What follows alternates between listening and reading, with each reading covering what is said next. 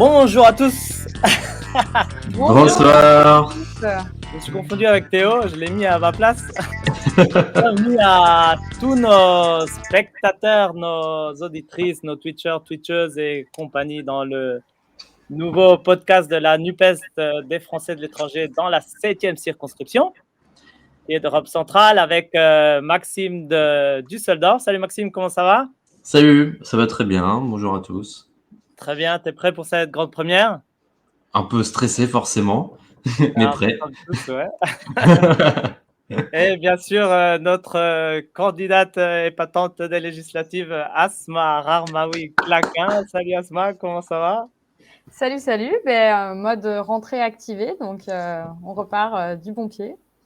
On repart du bon pied avec voilà, cette grande première. Alors, comme dit, hein, techniquement, on n'est pas du tout au point. On a plein de soucis. Enfin, non, on apprend en avançant, comme tout le Ça monde. va, ça va. On s'en sort pas trop mal quand même, hein, je trouve. Ouais, disons que je trouve plus le fond rouge que je voulais, en fait. Il m'a disparu tout à coup. Alors, C'est une session bac à sable. Allez. ouais, je vais essayer de trouver ça. Ouais. Allez. Et voilà, donc on a un programme assez chargé quand même aujourd'hui, non, dans notre programme. Donc on va commencer tout d'abord avec, après les élections, donc un bilan des élections, de notre campagne, de nos résultats, et voilà. Puis ensuite, on a une partie on aimerait bien que ce soit une partie qui apparaisse souvent, ça serait nouvelles de la métropole, on dirait, nouvelles de France, disons, sur l'actualité politique en France, pour qu'on reste connecté avec ce qui se passe ailleurs. Et puis viendrait ensuite la partie nouvelle de notre circonscription, avec des fois des nouvelles un peu plus longues, des fois simplement des brèves, pour qu'on soit aussi au courant de ce qui se passe là où nous vivons, justement, nous. Et puis enfin, il y aura un point programme vers la fin, donc sur le programme de la NUPES. Et enfin, la chronique culture de Maxime. Pour finir, et juste avant l'agenda, donc si jamais on a des petites nouvelles pour ce qui se passe dans nos circonscriptions. Peut-être un petit rappel, je crois qu'Asma, tu connais ça bien. Quels sont les pays de notre circo? Alors, il y a 16 pays dans notre circonscription. On est une circonscription qui regroupe, donc on est la circonscription numéro 7, qui regroupe donc l'Europe centrale, les Balkans. Donc, on a en numéro 1 en termes de nombre de ressortissants français et françaises, l'Allemagne, qui regroupe 80% d'électeurs et électrices. Ensuite, on a autres pays germanophones, notamment l'Autriche. On a donc tous les pays des Balkans, c'est-à-dire Serbie, Roumanie, Croatie, Slovénie, Slovaquie, Croatie, j'ai déjà dit, je crois, Pologne, République tchèque, et il me semble que Albanie aussi, pardon. Voilà. Donc, on a un espace assez vaste avec des enjeux assez vastes qu'on va essayer de traiter aujourd'hui, voilà, par le biais de petits billets informatifs et puis des petites devinettes aussi. Alors, est-ce que vous êtes prêts? On lance le premier jingle? Bah, c'est parti. Allez, on a un super jingle. Allez, c'est...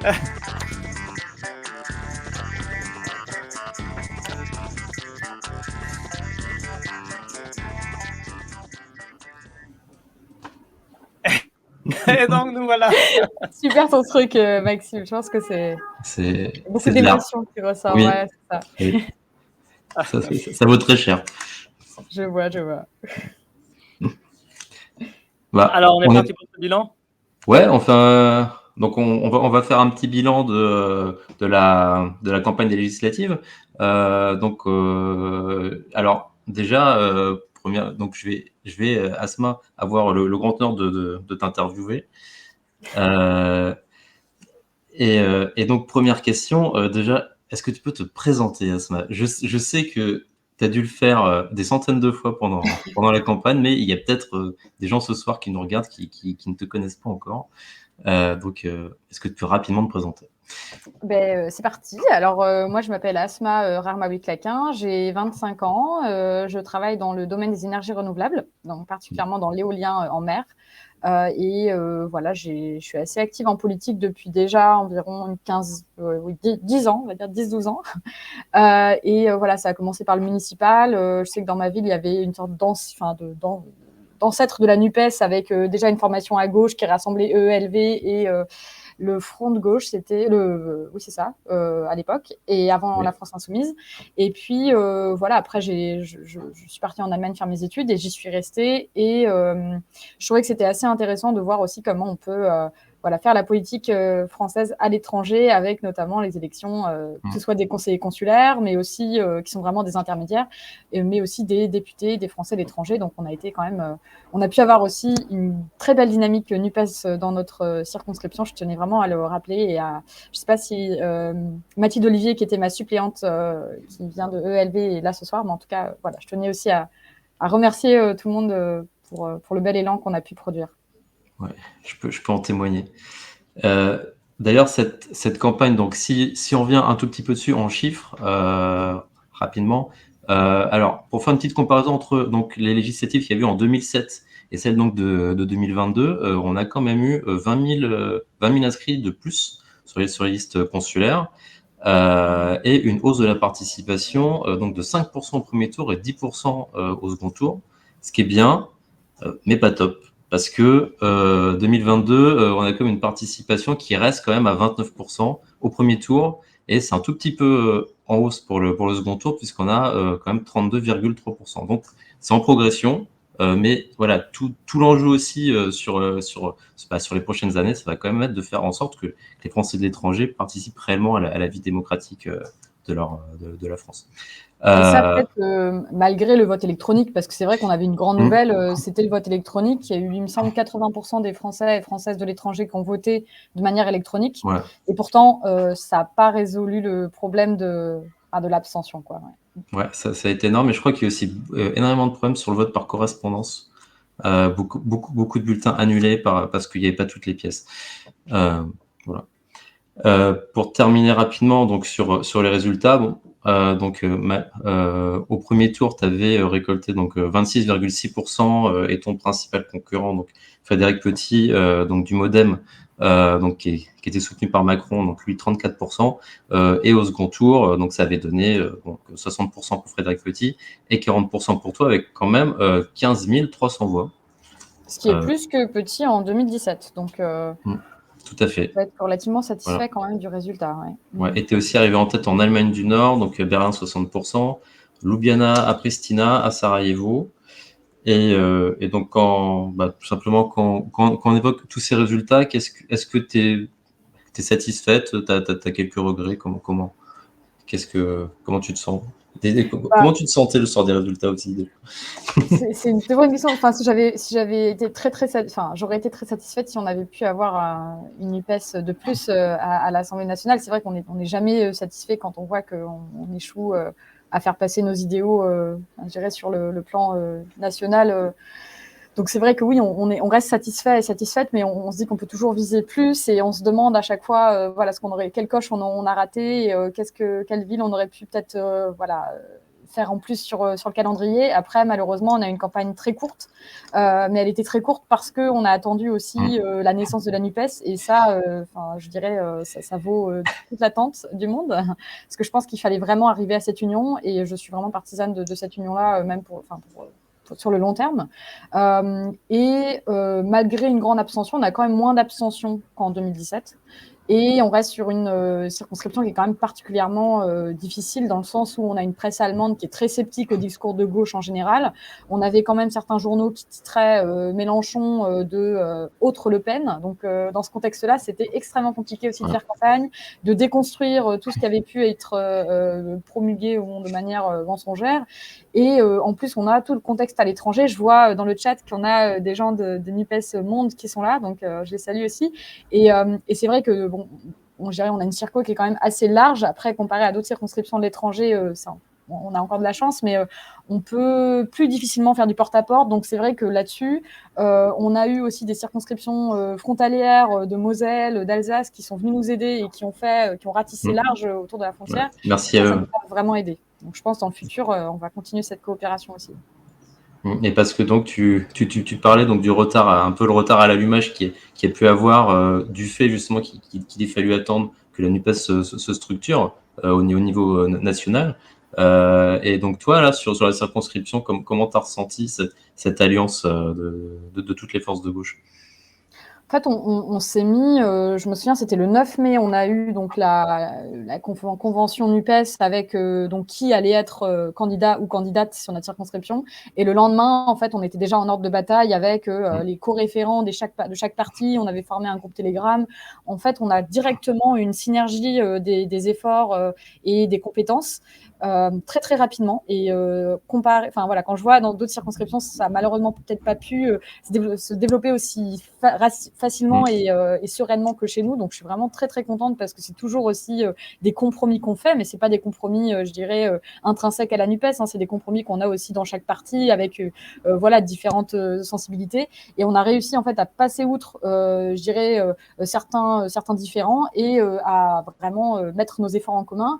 Donc, on avait différents groupes. On avait ceux qui étaient à l'aise pour traduire des circulaires qu'on a fait dans 15 langues différentes. Donc ça, c'est vraiment génial quand on a une circonscription aussi vaste linguistiquement. On avait un groupe contenu qui épluchait, qui faisait de la veille en fait de tous les votes du député Frédéric Petit. On avait un autre groupe qui s'attelait à tout ce qui était communication. Et en fait, quand on arrivait vers la fin de la campagne, avec tous les outils qu'on avait, on s'est dit mais en fait, il faut qu'on fasse un truc, même si bon cette fois-là, ça n'a pas marché. Et je pense que c'est aussi à travers tout ça qu'est né le podcast qu'on entend, enfin qu'on fait aujourd'hui tous les trois, parce qu'on s'est dit mais enfin, tellement une belle dynamique, il faut que ça continue quoi. Tout à fait. Ouais. Et donc là, tu as un petit peu décrit comment les militants sont organisés de façon générale. Toi, en tant que candidate, alors comment est-ce qu'on vit ça enfin, moi vu de l'extérieur, en te voyant, on a quand même eu l'impression que tu dormais pas beaucoup, que tu y vas pas sans l'heure. Okay. Oui, alors oui, non, je dormais pas beaucoup, ça c'est sûr. Après, je pense quand on se lance là-dedans, personne m'a forcé, enfin, ou on va dire peut-être le réchauffement climatique m'a forcé, je sais pas, mais en tout cas, oui, enfin, c'est aussi, il faut toujours se dire que ça reste quelque chose qui est volontaire et heureusement, on a une équipe. Enfin, moi, j'avais, il me semble, 3 voire 4 directrices de campagne, tellement il y avait plein de choses qui sortaient tous les jours et on avait, enfin voilà, on a essayé de se répartir aussi la charge mentale de tout ça. Et c'est vrai qu'elles ont fait un travail extraordinaire et j'ai réussi à tenir vraiment grâce à elles aussi. Donc, je ne sais pas si elles sont là ce soir, mais en tout cas, voilà, je tenais aussi vraiment à les remercier parce qu'en fait, on n'a pas eu de formation pour une campagne. Quand on commence une campagne comme ça, un peu en novice, on voit ça de l'extérieur quand on est militant. Enfin, moi, comme j'étais militante avant, je voyais ça, je me dis, bon, bah, je vais essayer d'aider là où je peux. Mais c'est vrai que, en fait, quand on est dans les rouages et que même, Maxime, tu as aussi organisé le ciné-débat à Düsseldorf et tout, j'imagine que du coup, on a forcément plein de petits détails organisationnels qui font qu'on doit essayer d'arranger ça aussi avec la vie professionnelle et la vie familiale. Et c'est vrai que des fois, ça peut faire un peu beaucoup. Donc oui, c'était un peu les montagnes russes pendant 1 mois et demi. Et ça fait du bien de revenir à 8 heures de sommeil. Bon, bah tant mieux. Non, c'est vrai que je pense que beaucoup de gens en fait se rendent pas compte. C'est vrai que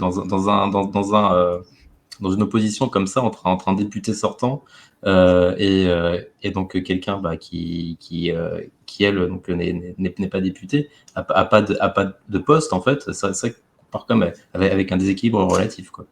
Hein, parce qu'il y a comme quelqu'un qui a derrière lui comme une équipe qui gère les choses, qui notamment touche encore son salaire de député. Oui, Donc on peut faire ça à plein temps. Mais voilà. alors, enfin, je dirais, le côté positif qu'on avait, c'est que nous, on n'avait pas de bilan à défendre qui était voilà, climat-sceptique et tout ça. Hein. Ça, c'est un peu notre gros point fort qu'on avait dans la campagne. Et puis le fait qu'on ait des militants partout. Enfin, c'est vrai que là-dessus, je pense qu'on a une force militante incroyable. On était vraiment présents. Enfin, quasiment dans tous les pays de la circonscription, parce que c'est vrai qu'il y a peut-être des coins où on a un peu moins de militants, mais en tout cas, on a eu cette force-là qui nous a porté aussi jusqu'au second tour. Donc, franchement, ouais, on peut être très fiers, je pense. Je pense. Et alors d'ailleurs, donc tu as un petit peu parcouru toute la circonscription. Donc qu'est-ce que tu as appris qu'est-ce que tu as pu découvrir un petit peu que tu t'attendais pas à découvrir ou que tu savais pas sur tous les pays qui la composent?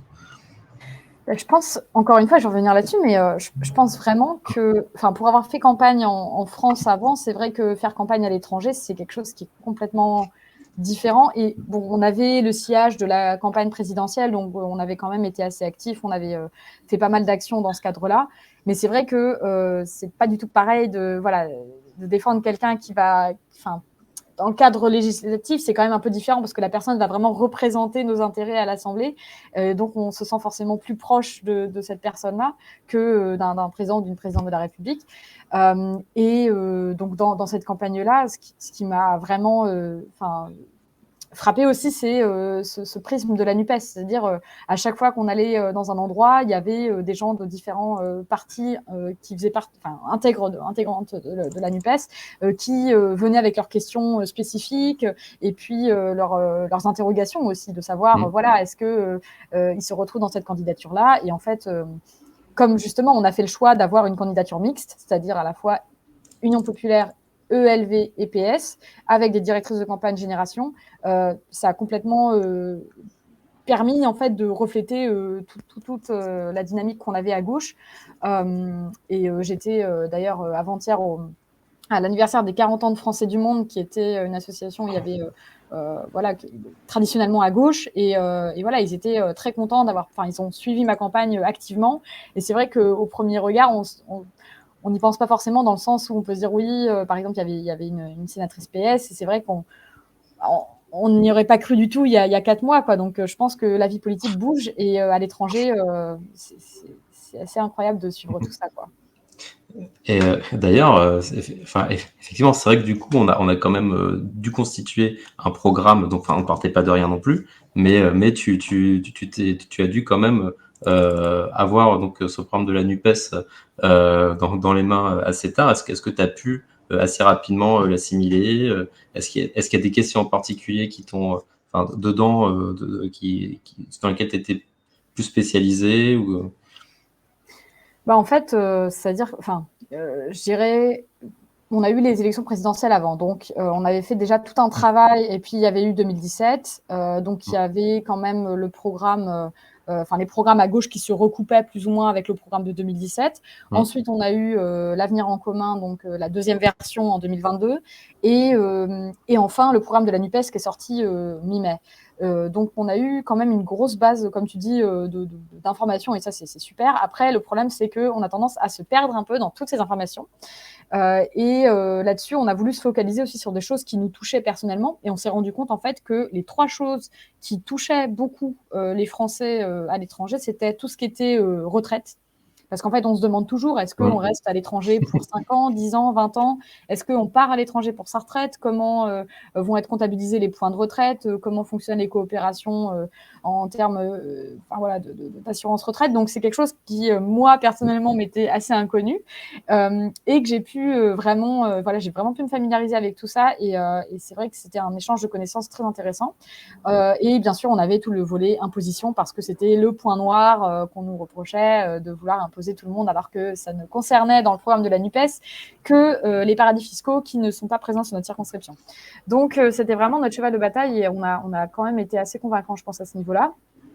Et enfin, il y avait tout le volet transport, parce que on est sur une population à l'intérieur de l'Union européenne qui, en partie, parce qu'on n'a pas que des pays de l'Union européenne, qui est habituée à voyager et qui s'est plaint à de nombreuses reprises qu'il n'y ait pas une coopération, notamment ferroviaire, plus vivante. Là, heureusement, en 2023, on a le train de nuit Paris-Berlin qui revient, mais on va pousser en tout cas dans ce sens. Très bien. Écoute, Asma, je crois qu'on a pas mal, on est quand même pas mal revenu sur cette campagne qui était assez riche, assez intense, parce que courte, comme on l'a dit. Aujourd'hui, donc, comment est-ce que tu vois les perspectives de la NUPES? Est-ce que tu as l'impression que cette dynamique qui a été lancée, qu'elle se poursuit, qu'elle peut se poursuivre? Moi, j'espère, en fait, j'espère qu'elle va se poursuivre, parce que, on a vécu un été absolument abominable en termes climatiques. On a une inflation qui galope. Donc, en fait, je pense que là, l'opposition, qu'elle soit aux enjeux climatiques ou aux enjeux sociaux, elle est plus que, je dirais, enviable. Elle est réellement nécessaire et indispensable, ne serait-ce que pour notre simple survie en tant que citoyen, pour se faire entendre, pour avoir un contrepoids. Et ça s'est senti même dans la campagne. En 2017, on n'a pas eu de débat, ni avant ni après le premier tour. Là, on a eu 2 débats, un avant le premier tour et un après, dans l'entre-deux tours. Donc, on sent quand même dans la majorité présidentielle qu'il y a une sorte de... Voilà, ils sentent qu'il y a une opposition qui se fait entendre, qui est présente, et ça s'est vu aussi notamment dans les assemblées d'été insoumises à Valence, avec les différents débats qui ont posé les figures insoumises et celle de la majorité présidentielle. Donc je pense qu'il y a réellement en fait un besoin de... Enfin, c'est même, voilà ce que je disais, c'est même plus qu'un besoin, c'est un devoir en fait de faire entendre une... C'est pas une voix dissidente en fait, pour moi, c'est vraiment une voix de la raison en termes de réalité climatique et sociale. Enfin, l'hiver qui arrive, je pense qu'on n'est pas du tout préparé, que ce soit en termes... Enfin, on en reparlera, mais en termes énergétiques et en termes climatiques, je pense qu'on a besoin d'une NUPES forte. Ouais. Donc, vive la NUPES alors. Exactement. Bon, bah, je crois qu'on on est quand même bien revenu sur la législative, on a vu les perspectives. Parmi les perspectives aussi, je pense que ça va être aussi intéressant donc de suivre le travail de notre député maintenant, donc Frédéric Petit, pas forcément pour le critiquer parce qu'on ne sait pas, peut-être qu'il va nous surprendre et faire des bonnes choses. Et donc on a déjà donc Théo qui était, il me semble que c'était jeudi soir, qui a assisté à une donc peut-être à la première réunion publique de Frédéric Petit à Berlin. Salut Théo. Salut Bonsoir. Théo. Donc Théo, qu'est-ce que tu as retenu de cette réunion? C'était bien? Alors, je suis allé à une réunion, enfin 2, la semaine dernière, parce qu'il y avait celle de Monsieur Petit, le député. C'était le jeudi soir, c'était dans une taverne bavaroise. On a eu beaucoup de mal à comprendre ce que tout le monde disait. Et bon, pour une réunion publique, on veut quand même parler avec les gens. C'est pas vraiment le meilleur endroit à mon avis. Et j'ai aussi été dans une autre réunion publique avec des députés. C'était c'était avant-hier, le samedi, où il y avait les députés de mon quartier, enfin le député Ferhat Kocak qui est dans le Parlement de Berlin et M. Bernd Rixinger qui est au Bundestag, qui ont fait une réunion publique. Et alors là, c'était genre l'opposé du modèle Petit. C'était pas bruyant, on pouvait tout comprendre et surtout, il laissait parler les gens. Alors ça, je vais en revenir parce que c'est toute une histoire avec Monsieur Petit. Niveau organisationnel, il faut retenir d'abord que peut-être si celui qui est au centre de l'attention, dans ce cas Monsieur Petit, est aussi celui qui fait qui dit qui va parler, c'est pas un bon modèle, ça on le retient peut-être pour nous à la NUPES, car au final, personne n'en a pu placer une, sauf Monsieur Petit, qui a donc parlé peut-être 90% du temps. Ça, Donc ça, c'est dommage parce qu'à la fin, on a parlé avec les gens, ils avaient beaucoup de choses intéressantes à dire, beaucoup de choses qui concernaient la Circo, et vu que Monsieur Petit, on ne les a pas vraiment laissés parler, ben, c'était vraiment vraiment dommage parce que il aurait peut-être pu prendre note de certains problèmes. Enfin, il a justement certaines... sur le fond, qu'est-ce que Oui, voilà. Alors le fond. donc déjà qu'est-ce que Frédéric Petit a dit et qu'est-ce que toi tu as entendu donc de la part des électeurs donc qui étaient peut-être un petit peu frustrés comme tu le dis. Justement, j'ai pas entendu beaucoup. Enfin, après coup, on nous a dit. On a beaucoup parlé de Petit, de comment ça s'était passé, mais aussi de l'Ukraine, par exemple. Alors ça, bien sûr, on en a parlé. Et là, en fait, ce que j'ai pu entendre de Monsieur Petit, c'est l'Ukraine, mais surtout Mélenchon, parce qu'en fait, il a vu que nous, on était là, à la France Insoumise, il savait qu'on était de la France Insoumise, ben, il a pas hésité à dire que ben, Mélenchon, c'est l'ami de Poutine, etc. Et ça s'est un peu résumé à ça. Et nous, on a bien essayé un peu de défendre notre honneur en disant qu'on soutenait par exemple des opposants, mais voilà, c'était vraiment difficile de dire quelque chose parce que c'était. Il me semble que Mélenchon est le seul homme politique français à être allé en Russie pour rencontrer un opposant à Poutine. Oui, On le exactement. rappelle quand même. Hein. Exactement. Mais bon, ça on lui a dit, mais bon, c'est pas ça qui va l'impressionner. Donc, on lui a aussi parlé de ce dont j'ai parlé aussi avec les députés allemands l'autre jour, c'est l'inflation. Et qu'est-ce qu'on va faire contre? Et là, il y a une chose tout le monde en parle en fait, en Allemagne, en France, c'est taxons les super profits. Alors, on en a parlé. Jérôme, un autre insoumis, l'a abordé et parce que la NUPES, enfin la France insoumise ou la NUPES, je ne sais plus qui, a voulu faire passer une loi à l'Assemblée qui taxant les super profits. Un super profit, c'est quoi? Dans cette loi, c'est on prend le bénéfice de l'année dernière, tout ce qui est au-dessus de ce bénéfice, c'est un super profit et donc sera taxé. Alors, Monsieur Petit, il nous a fait le coup qu'il avait déjà fait la dernière fois lors du débat avec Asma, c'est dire que c'est une loi invotable. Qu'est-ce que c'est une loi invotable?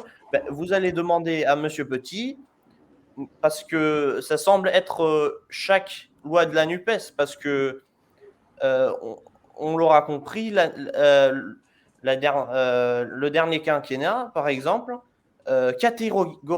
catégoriquement, toutes les lois, tous les amendements de l'opposition n'ont pas été soumis au vote à cause des macronistes.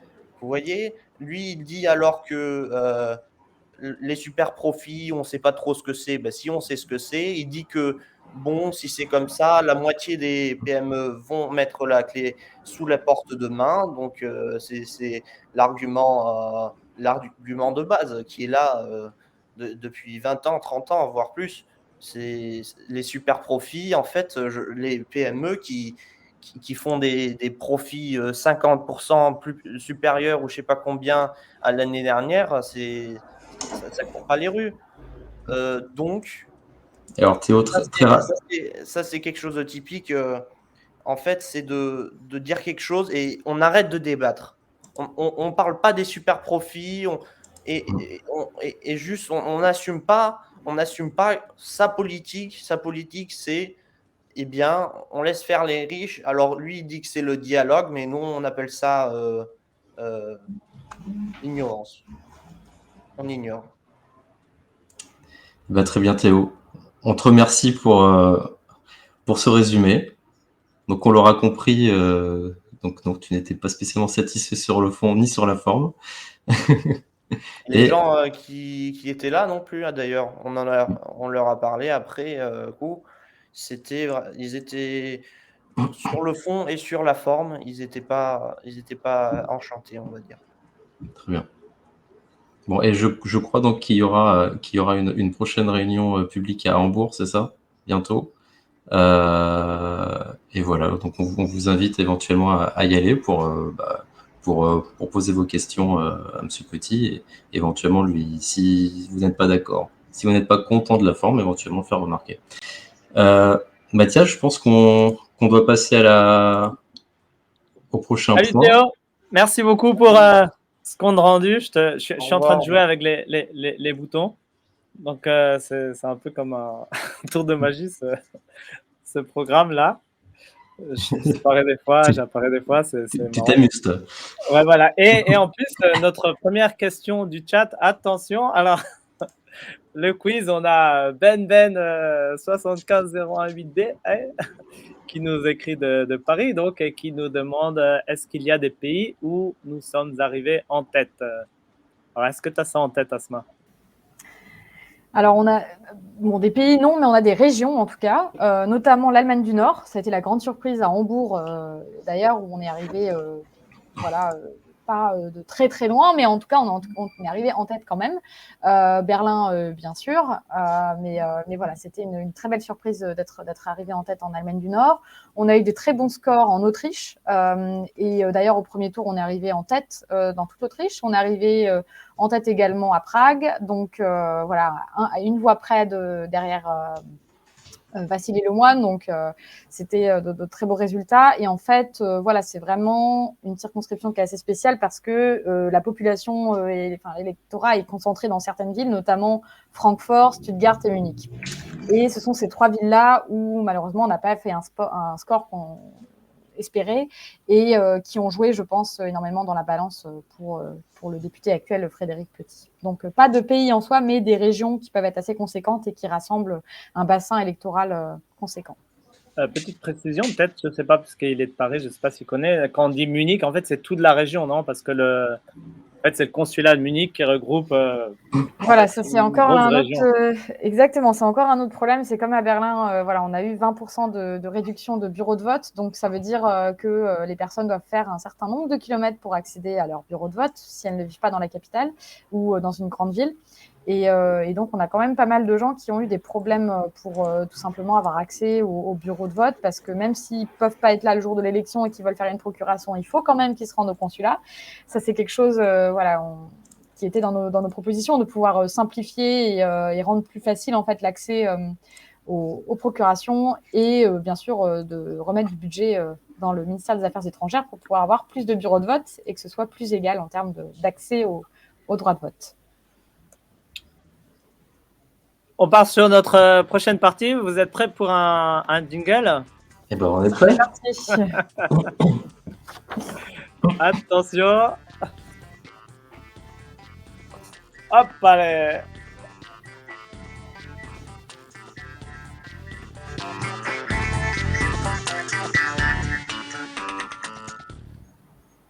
Et nous voilà de retour dans le live de la NUPES.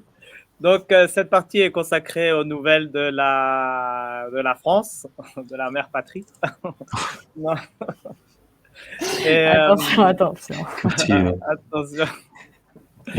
Et donc, surtout la nouvelle, la rentrée, enfin pas la rentrée, non, l'actualité parlementaire, justement, vu qu'on a tellement de députés.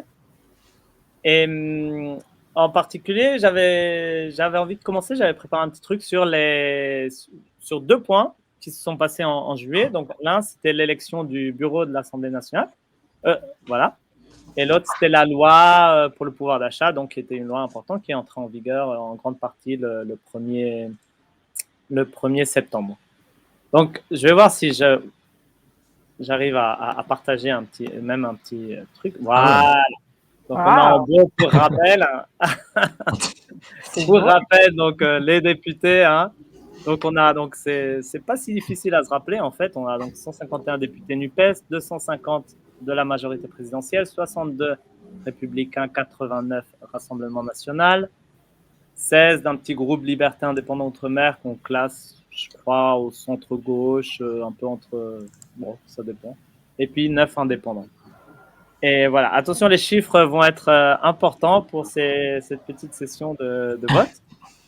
Donc, parce qu'il s'agissait de voter pour donc, le bureau de l'Assemblée nationale, en particulier donc, la présidente, les 6 vice-présidents et qui, eux, gèrent une session en général à tour de rôle en l'absence de la présidente, et puis 3 questeurs qui gèrent la trésorerie de l'Assemblée nationale, qui sont des postes assez prisés, les questeurs apparemment, qui en général, il y a 2 questeurs qui sont de la majorité présidentielle et 1 questeur de l'opposition. Alors, je vais vous partager les résultats. Je ne sais pas si on voit très bien. Donc, la vice-présidente est Yael Braun-Pivet, donc de la République en marche. La présidente, pardon, de l'Assemblée nationale.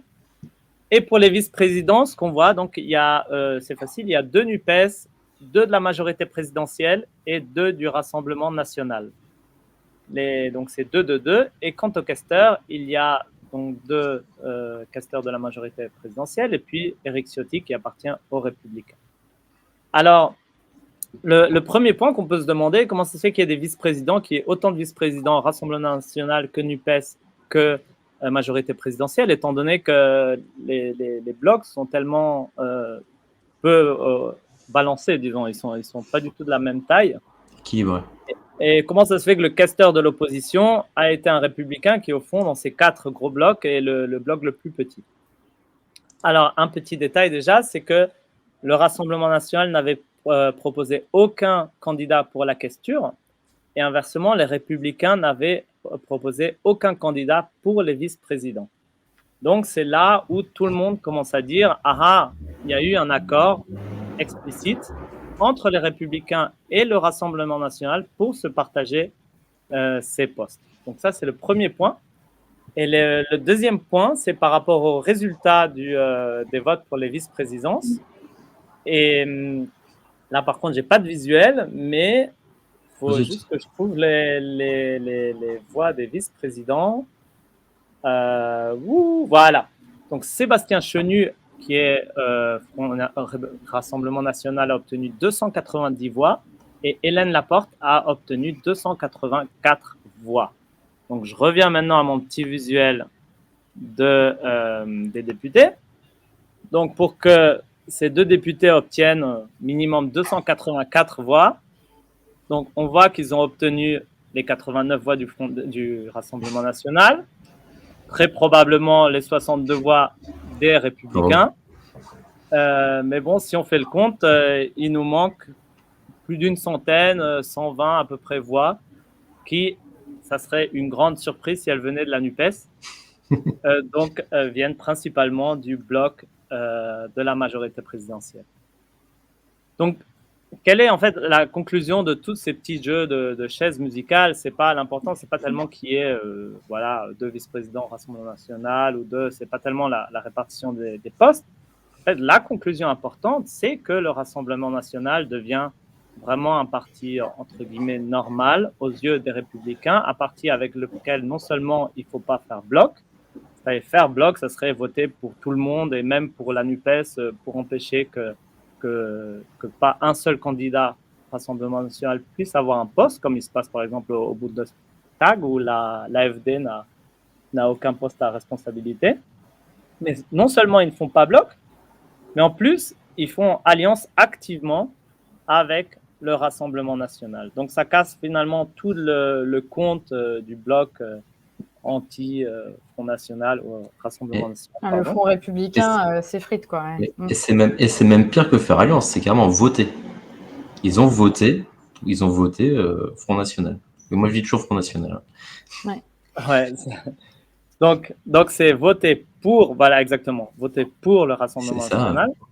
Et voilà, c'est là où il y a le danger vraiment, c'est que en général, les fascistes, bon, en Allemagne, c'était le cas, non? Pour arriver au pouvoir, à eux seuls, ils n'y arrivent pas. C'est quand la bourgeoisie libérale, disons, se dit « Ah, on va essayer de les utiliser pour bloquer », avant c'était le communisme, maintenant c'est pour bloquer les islamo-gauchistes. Et ils commencent à faire alliance ensemble. Et c'est là où il y a un vrai danger, et je pense que c'est là vraiment où nous, on doit, tant les responsables macronistes que les soutiens ou les électeurs macronistes, vraiment les mettre devant leur action, devant le fait, et pas hésiter à chaque fois leur rappeler ça et leur obliger à se positionner et à condamner cette alliance. Donc, c'était vraiment cet aspect-là de l'alliance qui est de plus en plus tacite, en fait, de plus en plus explicite, entre non seulement les Républicains et le Front National, mais aussi une partie de la Macronie, que je tenais en fait à montrer à travers ce jeu de vote du bureau de l'Assemblée nationale. Et puis à l'époque, il faut se rappeler, juste avant la Seconde Guerre mondiale, qu'il y avait quand même plutôt Hitler que le Front populaire qui circulait comme flyer. Donc c'est quand même assez terrifiant. Ouais.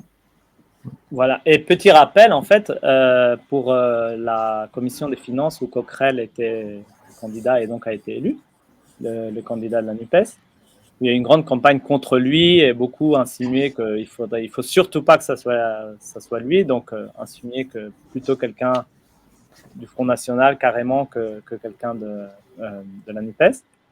Et ben, il y a eu un candidat centriste apparemment qui aurait pu attirer les voix de l'extrême droite et qui a préféré se retirer plutôt que d'être élu avec les voix de l'extrême droite. Charles Apparemment, de Courson. c'est le petit-fils d'un député qui avait refusé les pleins pouvoirs à Pétain. Donc, il doit avoir ça dans le sang. Et comme dit, il y a des gens qui restent encore, ils sont de droite, mais quand même gardent une certaine Intégrité. droiture. Voilà. Par rapport à ça. Qui garde la mémoire. Voilà. Donc ça, c'était le premier point, je pense, qui me paraissait important de clarifier vraiment par rapport à cette première étape de juillet de l'activité parlementaire. Et le deuxième point, donc, c'est la loi sur le pouvoir d'achat. Donc la loi qui s'appelle Projet de loi portant mesures d'urgence pour la protection du pouvoir d'achat. Donc qui contenait de nombreuses dépenses, 20 milliards d'euros de dépenses. Alors, il y a beaucoup de points. Par exemple, des aides ponctuelles, une augmentation de certains minima sociaux, toujours en dessous de l'inflation. Une augmentation des primes des primes de ce qu'on appelle des primes Macron, mais ça, c'est des primes que l'employeur peut faire s'il veut, en fait. Ce n'est pas obligatoire du tout. Et il y a également le plafonnement de l'augmentation des loyers. Donc, ce n'est pas le plafonnement des loyers. Donc, on autorise les loyers à augmenter quand même de 3,5%, alors qu'il y a déjà une inflation terrible. Et puis, en plus, il y a un petit aspect écologique aussi. On a autorisé une réouverture d'une mine de charbon, d'une centrale à charbon, pardon, en Moselle. Et puis, il y a aussi le départ au Havre pour contenir tout le gaz qui devrait être importé. Et c'était tous des projets bloqués pour des causes écologiques, justement, et qui, du coup, là, ça devient plus important, soi-disant, le pouvoir d'achat que l'écologie. Donc, on va mourir, mais riches, enfin moins pauvres. Et encore. Voilà. Mais le point que là, par contre, je voulais un peu, sur lequel je voulais mettre un peu l'accent, c'était l'opposition entre la droite et la gauche, en fait, qui était très, très claire, entre une vision de la droite qui était celle d'utiliser les primes, en fait, d'utiliser des choses qui sont ponctuelles, qui ne sont pas obligatoires et surtout qui sont défiscalisées, donc qui n'apportent rien à l'impôt, qui n'apportent rien à tout le système social, aux retraites, aux hôpitaux. Et donc, vraiment, finalement, c'est une manière de rémunérer très libérale, en fait, où on donne de l'argent, point, et il n'y a aucun système social qui se crée dessus. Et l'autre opposition de la gauche, qui était celle de l'augmentation des salaires. Augmenter, les gens, ils veulent vivre de leur travail, et on augmente les salaires. Donc, il y avait la proposition d'augmentation du SMIC à 1 500 € net, qui a été votée en bloc, en grande partie par la NUPES, mais a été évincée en bloc par toute la droite, la Macronie, les Républicains et le Rassemblement national. Donc là, ça s'est clarifié déjà qui est à droite, qui est à gauche déjà. Mais surtout deux visions de société, en fait. Une qui est la vision du travail salarié avec un état social très fort où une partie du salaire est partagée et construit tout un système social de retraite, de santé et de chômage également.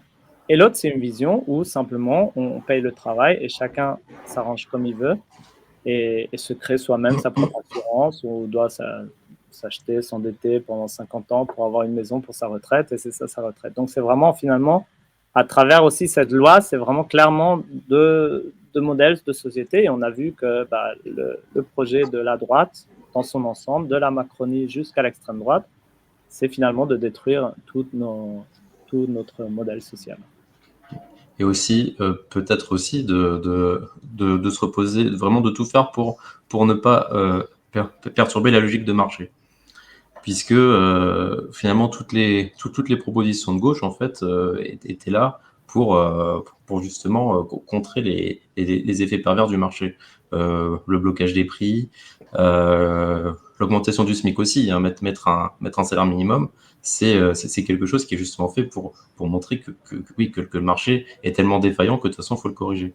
Donc, c'est aussi ça. Et on le voit, je trouve, dans toutes les mesures de la droite et dans tout ce qu'ils refusent de mettre en place, ils ont comme ça cette obstination vraiment à ne pas remettre en cause les logiques du marché. Ce qui est quand même problématique ici, c'est qu'on avait un Rassemblement national qui a joué la carte du pouvoir d'achat pendant toutes les législatives et même les présidentielles. C'était Marine Le Pen, la candidate du pouvoir d'achat. Et en fait, quand on voit les votes des Républicains, mais aussi du Rassemblement national sur la loi pouvoir d'achat, je pense que là-dessus, on a une carte à jouer aussi en tant que NUPES, c'est-à-dire de dire, voilà, on a 90, quasiment 90 députés RN à l'Assemblée nationale. Maintenant, on va pouvoir vraiment regarder ce qu'ils votent. Et ça peut être aussi une chance de pouvoir enfin avoir une extrême droite qui ne fait plus d'aussi bons résultats parce qu'on va réussir à faire une communication dessus. On va pouvoir vraiment documenter en fait et prouver qu'ils votent exactement comme la majorité présidentielle, c'est-à-dire contre le pouvoir d'achat et contre l'intérêt collectif finalement, malgré ce qu'ils disent. Donc là, c'est vraiment notre carte à jouer, en fait. Exactement, mais ouais, faut essayer de bien communiquer là-dessus, quoi. Ce sera vraiment le gros travail de la gauche pendant les 5 prochaines années, je pense. Et un point qui pourrait être dans notre prochaine partie, ou même ici, on compare à l'Allemagne qui a augmenté son SMIC très, très nettement, elle, par contre. Les chiffres, je ne les ai plus en tête, mais c'était une augmentation de On les a là. Tu les as, Maxime, là? Tu les retrouves quelque part? Ils sont quelque part, ils sont là. Ouais. Alors, il passe le SMIC horaire de 9,82 € à 12 € en janvier dernier. Et même non, 12 € en 1er octobre, pardon, excuse-moi. De 9 € en janvier à 12 € au 1er octobre. Là. Voilà. C'est assez conséquent, on s'approche peut-être des 25%, mais ça reste quand même moins que l'augmentation des dividendes au deuxième trimestre. Puisque on a eu une augmentation de 33% des dividendes. Donc voilà, ce qui est absolument fou. Est-ce que on part sur la suivante? Du coup, on a fait notre transition. Voilà. Il faut que je trouve mon... Oh mince, j'ai bougé ma caméra. Faut que je trouve que... Ah non, il y a... Pardon. Qu'est-ce qui se passe? Il y a un grand point encore sur la France. Ah, oui, mais, oui. Je pensais que tu voulais mettre un jingle entre nous. Ah non, j'allais mettre le jingle après, en fait. D'accord. Pas de jingle entre nous, alors. Non. Désolé. Donc, ouais, parce que toi, Mathias, tu nous as parlé de ce qui s'est passé avant les vacances, donc du début de la nouvelle législature. Et moi, en fait, donc je me suis plutôt chargé de la partie rentrée. Et évidemment, à la rentrée, beaucoup de monde a parlé du discours qu'Emmanuel Macron a tenu le mercredi 24 août en ouverture du Conseil des ministres, qui est donc une intervention qui avait été filmée par la communication de l'Élysée et finalement qui a parfaitement rempli ce qui était son objectif primaire, qui était, je pense, de faire parler en créant la polémique, en annonçant aux Français la fin de l'abondance. Voilà. Donc, passer évidemment l'indignation devant une telle phrase, dans un pays où on va juste rappeler que le taux de pauvreté progresse depuis 15 ans, alors même que le patrimoine des 5 plus grandes fortunes françaises a quasiment triplé depuis l'arrivée de Macron au pouvoir. J'ai quand même voulu savoir ce que Macron avait voulu dire ici. Et quand on écoute cette intervention, on se rend rapidement compte qu'il ne parle pas que de la fin de l'abondance. Et il enchaîne en fait divers thèmes sans vraiment les développer ni montrer la cohérence entre eux. Donc si en fait on ressort de cette intervention assez peu avancée sur le fond et sur quand est-ce qu'il veut faire, en fait on finit par comprendre que l'objectif de ce discours c'était probablement uniquement de nous faire peur. Alors donc je reviens, alors n'hésitez pas à me couper et à intervenir, je vais revenir point par point donc sur l'intervention. Donc Macron en fait plutôt que d'une série de crises à gérer perpétuellement, il parle, lui, d'une grande bascule, car nous vivons la fin de ce qui pouvait apparaître comme une abondance. Et la première abondance donc, qui lui vient à l'esprit, donc c'est pas celle, par exemple, de certaines matières premières très polluantes, mais bizarrement, c'est celle des liquidités sans coût, dont il faudra tirer les conséquences en matière de finances publiques. Voilà. Donc là, on pouvait peut-être au moins espérer une vraie prise de conscience écologiste derrière ce thème de l'abondance. En fait, on se retrouve finalement face à un discours banalement, et je dirais même dangereusement libéral. Vous savez, ces discours qui sont toujours présentés comme étant de bon sens et sans alternative. Alors, quand il dit la fin des liquidités sans coût, bon, déjà, moi, je suis pas sûr qu'il y ait beaucoup de Français qui ont eu l'impression d'avoir accès gratuitement à une abondance de liquidités. Mais bon, je pense qu'en fait, Macron, ce à quoi il faisait référence ici, c'est la hausse des taux directeurs de la BCE pour soi-disant lutter contre l'inflation. Ce qui en fait est absurde puisque on l'a rappelé déjà tout à l'heure, c'est qu'en fait, c'est pas l'inflation ici est pas de nature monétaire et en fait ces causes elles sont à chercher donc dans l'économie réelle tout simplement et même dans la spéculation. Euh, mais bon, en fait, ce qu'on voit, c'est que finalement relever les taux, on a l'impression que c'est finalement la seule réponse que ça va apporter les libéraux à l'inflation. Et c'est une solution qui, par exemple, renchérit le coût des investissements nécessaires pour entamer une réelle bifurcation écologique, par exemple, et puis surtout qui risque de plomber davantage l'économie, qui a déjà subi un vrai choc d'inflation. Et on se Donc, souvient aussi la coïncidence qu'il y a eu, non, juste à 2 heures d'intervalle, non, il y a eu la publication des bénéfices des entreprises records, comme d'hab. ouais. On s'habitue toujours à cette musique chaque année, c'est nouveau record, nouveau record. On a l'impression que c'est une routine. C'est quand même Ouais. assez insultant, quoi. On se dit à 1 heure ou 2 heures d'écart, on a des discours qui sont complètement. Enfin, c'est effarant, quoi. La violence sociale que c'est de voir à quel point les actionnaires ont des bénéfices monstres et que derrière, non, surtout pas de SMIC à 1500. Enfin, moi, je perçois ça vraiment d'une manière assez violente, socialement. Bah, c'est ça, et donc on continue à refuser donc de s'attaquer aux causes réelles du problème, quoi, et on laisse aller, on laisse les riches devenir toujours plus riches, et il n'y a toujours pas de blocage des prix des biens de première nécessité ou de taxation des super profits, quoi. Et alors, l'abondance, c'était juste pour les liquidités ou il y avait d'autres Non, alors attends, parce qu'il y a aussi alors, c'est pas que pour les liquidités, mais il y avait aussi l'autre point sur la première phrase qui est aussi important, hein, c'est qu'il parle aussi des conséquences à tirer en matière de finances publiques. Et en fait, on sait que Macron, il avait de toute façon indiqué qu'il voulait ramener le déficit sous la barre des 3%, avec un effort budgétaire de pas moins de 50 000 milliards, non, quand même pas, 50 milliards d'euros.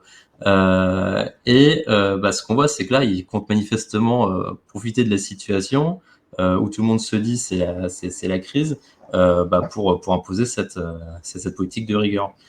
Sauf que le problème, c'est que faire des économies en vue de rétablir les comptes publics, comme on dit, c'est vrai que ça peut apparaître comme une solution sage, voire même assez sécurisante dans des temps qui peuvent être perçus comme instables. Mais économiquement aujourd'hui, c'est absurde parce que ça risquerait d'assécher l'économie encore plus et de nous faire là pour le coup basculer définitivement en récession avec réduction des recettes fiscales et finalement augmentation du déficit, quoi.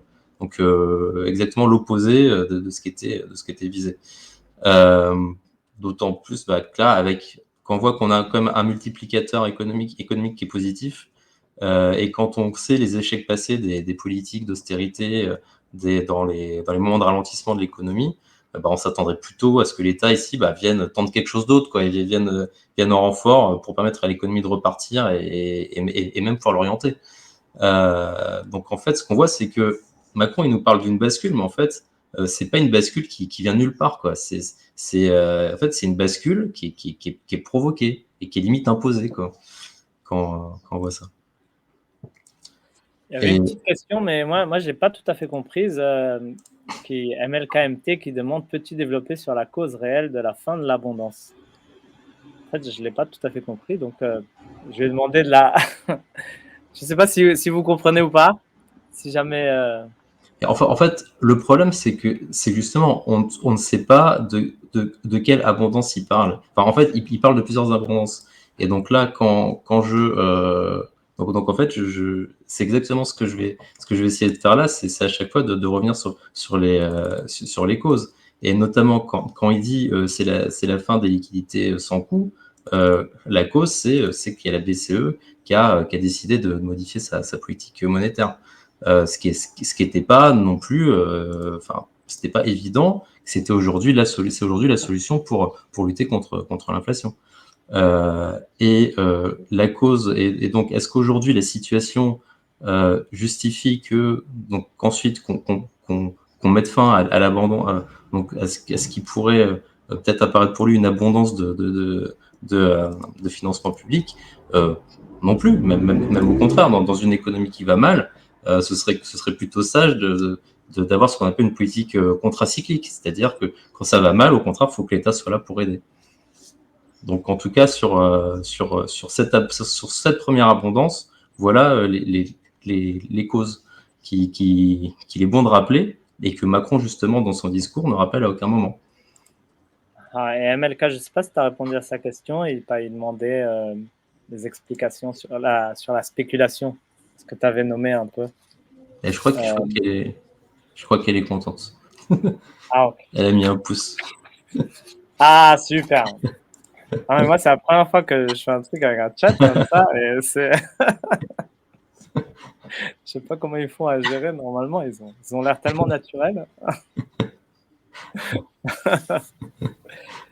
Alors, je vais peut-être passer donc justement au second point, puisqu'il nous parle après d'une seconde abondance, puisqu'il nous dit la fin de l'abondance de produits, de technologies qui nous semblaient perpétuellement disponibles.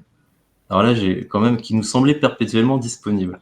Moi non, ça me semblait pas perpétuellement disponible. Personnellement, j'avais comme l'impression que justement qu'on avait une planète finie. Et c'est là quoi, c'est faire porter à tout le monde finalement ses propres erreurs et aveuglements. C'est un grand classique chez Macron. Il utilise le on comme si le nous, comme si comme si tout le monde avait été aussi aveugle que lui. Puisque finalement la mondialisation heureuse, c'est son credo à lui. Et aussi, peut-être là, ce que m'a te coupé, mais ça fait penser que tous ceux qui sont pas dans le on, qui pensent pas comme lui, oui. Ça peut passer un peu pour des personnes un peu bêtes, qui comprennent pas le truc. Ah, vous pensez vraiment que on vit dans une planète avec des ressources finies? Vous êtes le vous, tu vois. Donc, pour moi, je voyais ça aussi un peu en contradiction avec le on qui a tout compris, quoi. Oui, de toute façon, il a tout compris, Asma. Désolé.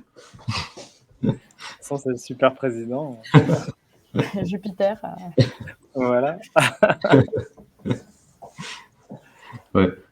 En tout cas, oui, donc là, de toute façon, on l'a bien vu même avec dès la crise du Covid, on a vu que c'était finalement que ça révélait les failles de sa mondialisation heureuse, quoi. Pour notre part, c'est vrai que ça fait quand même longtemps qu'on dénonce la logique du faiblesse. Donc c'est l'usine sans ouvriers qui fait qu'on ne sait plus produire, enfin sans ouvriers en France, qu'on ne sait plus produire de semi-conducteurs en France. Et c'est vrai qu'on pourrait ici attendre d'un président un peu plus qu'un constat et peut-être qu'il exprime un mea culpa en s'attardant justement qu'il fasse pas que balancer des choses comme ça, dire c'est la fin de l'abondance, mais expliquer les causes. Et c'est vrai que ici il formule pas les causes, mais il formule pas non plus de propositions concrètes. À Caen, par exemple, je vous propose d'aller voir dans le programme de la NUPES une agence de la relocalisation pour piloter la relocalisation des filières et productions stratégiques. Voilà. Donc, autre abondance dont ils parlent, après, ils disent la fin de l'abondance de terre ou de matière et de celle de l'eau. Alors là, c'est pas comme si, au début de la campagne présidentielle, quand Macron refusait de faire campagne et laissait s'imposer les thèmes de l'extrême droite, il n'y avait pas eu un certain Jean-Luc Mélenchon qui n'avait pas tenté en vain d'alerter sur cette urgence. Il voulait vraiment faire la colonne vertébrale de sa campagne. Et c'est vrai qu'en 1974, moi j'étais pas né, mais je la connais cette image. On pouvait encore sourire de René Dumont avec son verre d'eau. Ça fait comme quelques années que beaucoup de gens ont compris là qu'il s'agit d'une question vitale pour l'humanité et qu'elle est à même de remettre en question notre mode de production. Et je vous propose vraiment, pour vous faire une idée des causes de l'amoindrissement des ressources, je vous invite à vraiment rester jusqu'à la fin de l'émission pour la chronique culture, dans laquelle on va vraiment voir là un cas typique de destruction d'une ressource. Voilà. Et donc rapidement, pour rappeler que nous, pour agir contre ça, ça c'est dans le programme de la NUPES aussi, et ça fait quand même longtemps qu'on dit qu'il faut arriver là, qu'il faut tout simplement empêcher qu'il y ait un droit de propriété privée, enfin qu'il faut empêcher au droit de propriété privée de prévaloir sur la protection de l'eau, de l'air, de l'alimentation, du vivant, de la santé et de l'énergie.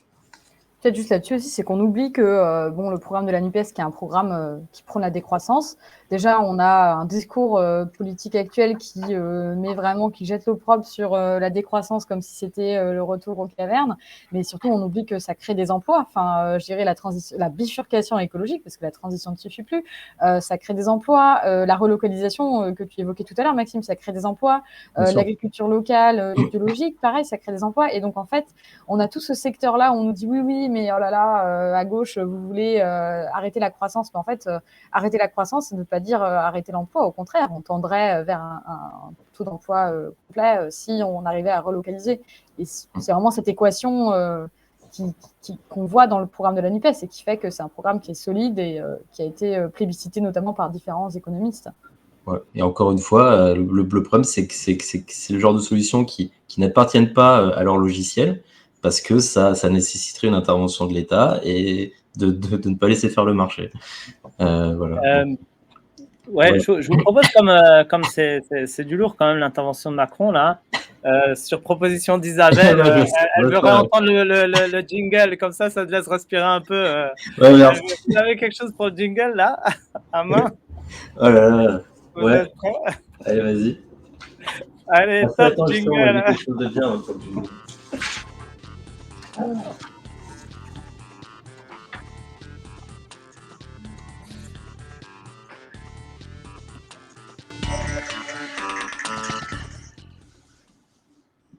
Et voilà, on continue là. Voilà, vous voyez sur cette feuille la main visible du marché. Ah, c'est belle métaphore. Allez, t'es fort ça. Merci Mathias, hein, t'es pas obligé. Non, mais je vais la reprendre. Non. C'est de la piquante, c'est quatre. je te la laisse. Bon, alors, pour continuer. Après, il nous dit, donc quand même, il propose des choses, puisqu'il nous dit qu'il y aura des dispositions à prendre pour en tirer toutes les conséquences. Mais du coup, on ne sait pas quelles dispositions.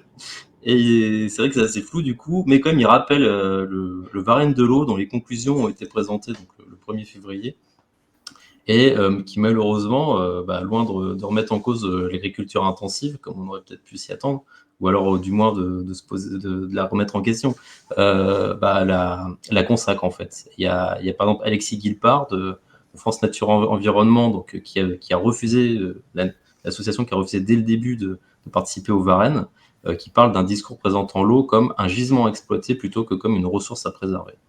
Voilà, donc niveau tirer les conséquences, on repassera.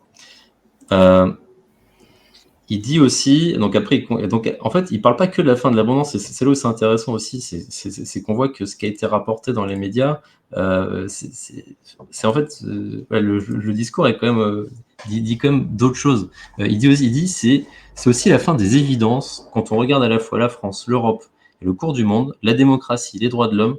Si d'aucuns pensaient que c'était la téléologie de l'ordre international, les dernières années auront battu en brèche quelques évidences. C'est la fin de celle-ci, la montée des régimes illibéraux, le renforcement des régimes autoritaires, nous l'avons encore vu dans les discours désinhibés des derniers mois, sont clairs. Alors cette phrase, il faut quand même dire qu'elle semble inclure la France dans les objets à regarder quant à la montée des régimes dits libéraux ou le renforcement des régimes autoritaires. Il faudra encore qu'il nous explique c'est quoi la vraie différence entre les deux. Donc là, c'est quand même pas mal quand on sait qu'il est justement à la tête du pays. Mais on peut se dire qu'il a peut-être fini par regretter le sort qu'il a réservé aux Gilets jaunes et lire les différents rapports qui épinglent la France en matière de droits de l'homme. Mais bon, admettons que pour la France, il a plutôt voulu pointer la montée de l'extrême droite. C'est là en fait qu'on voit qu'en fait, c'est là qu'on voit les ambiguïtés qu'on peut laisser planer en normalisant l'extrême droite au point de ne plus la nommer comme tel. Hein, François Bayrou a même carrément déclaré que le Front National n'était pas d'extrême droite. Mais bref, là, ce qu'on voit, c'est que Macron, en fait, il semble finalement revenir au très classique. Il y a la menace Front National, donc continuez à voter pour moi. C'est moi le protecteur. Une approche qu'on a vue d'une efficacité assez redoutable qui a, comme tu l'as dit, porté 90 députés d'extrême droite à l'Assemblée nationale, où les macronistes, on l'a déjà dit, ont voté pour une vice-présidente et un vice-président d'extrême droite. Bien sûr, Macron, encore une fois, puisqu'on me demandait ici, il s'épargne de réfléchir sur les causes des attentats de l'extrême droite, qui sont, je pense qu'on peut être d'accord là-dessus, au moins pour le nord et le nord-est de la France, majoritairement le fait de la destruction d'emplois en masse au cœur d'une mondialisation qui entend abolir toute forme de protection. Tu vas remettre un petit jingle? Allez, c'est parti, va boire un verre d'eau. Par contre, j'avais pas prévu d'en faire autant. J'ai pas Ouais, moi aussi, c'est le problème. Ouais. Ah, moi non plus, mais c'est pas grave. Et comme j'ai imprimé sur des feuilles déjà imprimées, j'ai pas ta main visible du marché, en fait. Allez, c'est parti, jingle.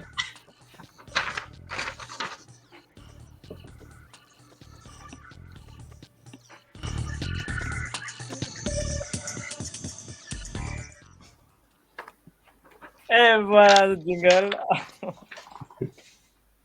Bon, c'est presque T'as fini. pu boire ton verre d'eau avec Même pas, j'aime pas pour ça. Attends, je bois. Ah ouais, Il faut s'hydrater, hein, la crise de l'eau. T'es en train de boire de l'or, là. Justement, ça baisse à vue d'œil.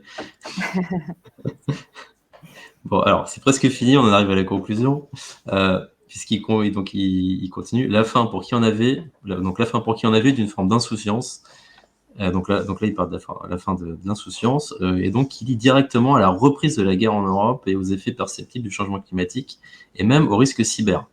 Donc là-dessus, on va passer sur le fait qu'il met tranquillement le risque cyber sur le même plan que la guerre et le changement climatique. Mais en fait, à quoi sert cette phrase? C'est donc justement, encore une fois, juste mettre ça comme ça sans l'expliquer. À quoi ça sert si c'est à susciter de l'anxiété? Et d'ailleurs, il continue, donc, puisqu'il dit que cette fin de l'abondance, de l'insouciance, des évidences, il la décrit à nouveau comme une grande bascule, face à laquelle, évidemment, nos compatriotes peuvent réagir avec une grande anxiété. On y est. Le seul sentiment que Macron a à nous suggérer ici, c'est l'anxiété. Et là, c'est évident qu'il y a de quoi être anxieux après un tel discours. Ce qui est intéressant, c'est que Macron ici, il utilise ce terme qui, pour moi, fait écho à une intervention récente. Donc, j'ai récemment entendu de Frédéric Lordon sur la question de l'éco-anxiété chez les jeunes. Et donc, réagissant sur le sujet, Frédéric Lordon, il souligne que déjà que dans la théorie psychanalytique, on parle plutôt d'angoisse et une angoisse qui est définie comme l'anticipation d'un péril flou ou d'un péril dont la cause est floue. Et qui nous laisse dans l'incapacité de monter une réaction articulée. Donc, expliquer les causes, c'est donc ici donner quelque chose contre lequel agir plutôt que de rester dans cet état d'anxiété. Et ici, en évoquant une série de fins plus ou moins inquiétantes et plus ou moins liées les unes entre les autres, mais sans jamais clairement expliquer les causes, encore une fois, Macron, il cherche manifestement à nous mettre hors d'état de pensée et d'agir avant une retraite sociale qui s'annonce sacrément tendue, au vu des réformes qu'il a annoncées sur l'assurance chômage et les retraites notamment. Donc voilà, finalement, c'est ce que j'ai essayé de faire ici, prendre ce discours et montrer qu'en fait, en nommant les causes, c'est ce qui nous permet ici de sortir du flou et puis de réagir tout simplement. Eh ben Maxime, merci beaucoup vraiment pour ce décryptage très très complet. Merci. Je ne sais pas s'il le mérite, ce gars-là. Mais c'était quand même vraiment cool. Bon, voilà, Asma, tu voulais réagir? Non, mais je trouve que tu as vraiment bien analysé les choses et notamment en fait le fait qu'ils utilisent des termes assez, enfin à la fois vagues et en même temps qui se contredisent et on arrive en fait, encore une fois, c'est la langue de bois, on n'arrive pas à suivre exactement où il veut en venir et on en vient à se dire que c'est nous qui n'avons pas compris. Et je pense que c'est là d'où tu tires toute cette rhétorique en fait de nous faire passer pour voilà, des gens qui n'avons pas compris forcément où ils voulaient en venir alors qu'en fait tout simplement Oui. voilà, c'est du vide et c'est du vent et on en aurait bien besoin pour la bifurcation écologique d'ailleurs. Mais voilà. Et finalement, Et ça ressemble beaucoup à notre député, en fait. Exactement, c'est encore une fois ce qu'on a pu voir en débat, c'est prendre des chemins détournés pour raconter une rhétorique qui n'a ni queue ni tête et puis finalement on est là et on n'arrive pas vraiment à comprendre où il veut en venir. que du vent. Bon, ça veut dire justement qu'on revienne dans notre circo. Bah Allez, oui. c'est parti pour notre circo. Alors du coup, on passe à la... Bon, je repasse pour la 5e fois mon papier. Hein, parce que... Allez, jingle pour la prochaine partie.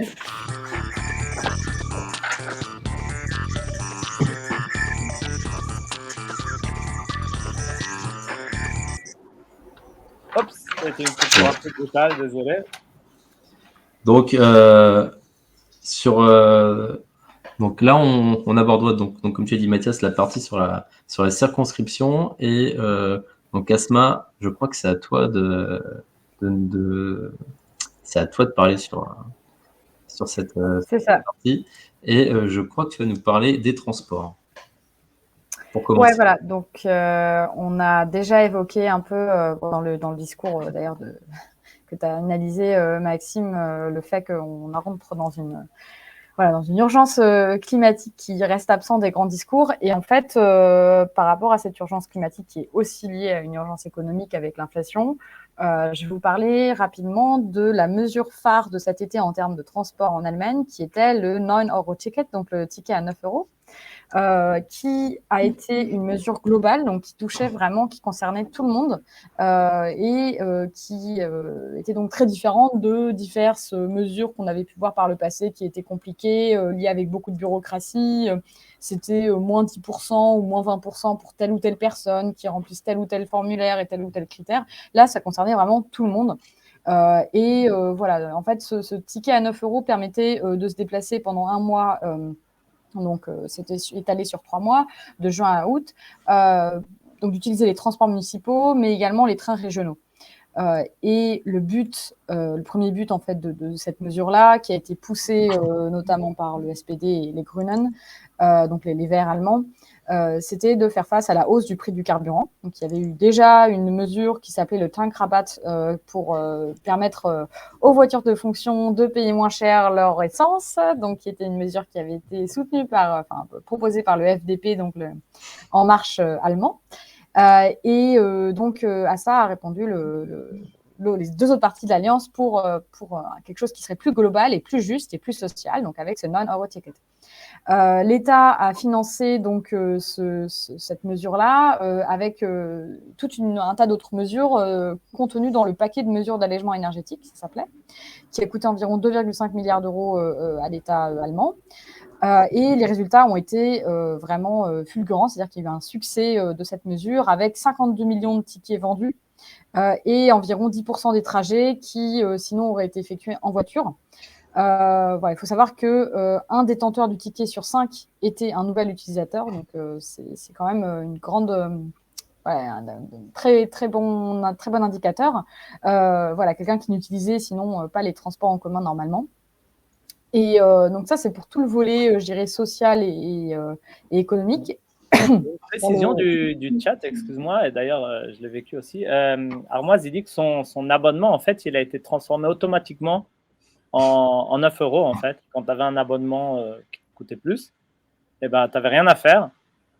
Automatiquement, prenais simplement 9 euros et tu n'avais à faire aucune démarche aussi, en fait, pour profiter de cette... C'était vraiment très facile et, comme tu l'as dit, non, très peu bureaucratique.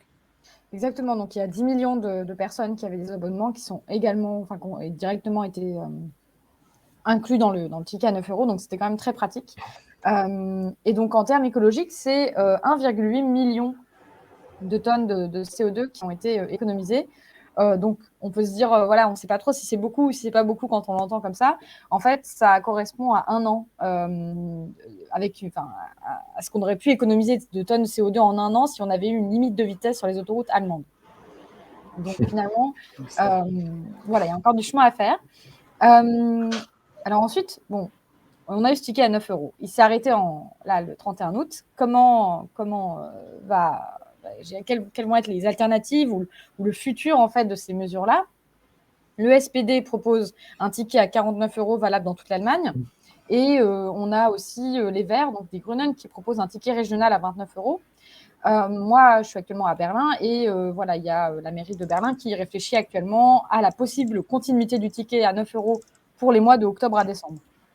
Donc, on a quand même, je dirais, un réveil de la politique à ce niveau-là et de sobriété énergétique qui touche les transports. Donc, c'est quand même une très, très bonne nouvelle. Et quand on voit, bon, c'est pas dans notre circonscription, mais quand on voit ce qui se passe en Espagne avec la gratuité sur certains trains, pour certaines tranches d'âge, il me semble, je pense que quand on parle justement de sobriété énergétique, c'est des mesures qui sont conséquentes et qui permettent une avancée écologique. Voilà, c'est assez incroyable. Et je voulais rajouter un point, je trouve, parce que je trouve on l'a vécu justement de vivre ces expériences. Je sais pas, j'ai vu moi dans les gens, dans les personnes, dans nous tous, que du fait que c'était une mesure tellement radicale d'un certain côté, puisque comme tu as dit, elle était pour tout le monde, elle était facile et 9 € c'est pas cher. Vraiment, tout le monde s'est mis, enfin tout le monde.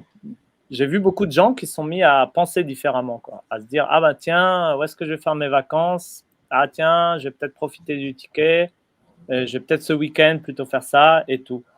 Donc vraiment, c'est souvent on dit ah c'est les gens qui suivent pas, les gens ils sont bêtes, les gens blabla, les gens.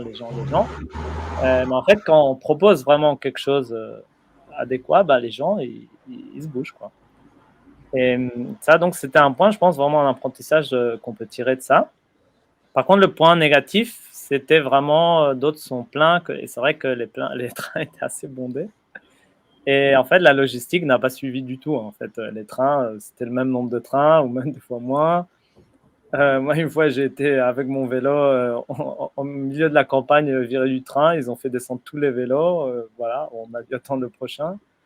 Il y a eu des points parce que la logistique ne suit pas. Donc, c'est vraiment une mesure importante, mais pas suffisante. Donc, il faut vraiment que ça soit englobé dans une vision plus générale d'une politique de transport qui, je crois, comme tu l'as dit, non, l'Espagne parle de ça. Je crois qu'il y a d'autres pays. Par contre, la France, je n'ai pas trop entendu parler qui réfléchissait au transport.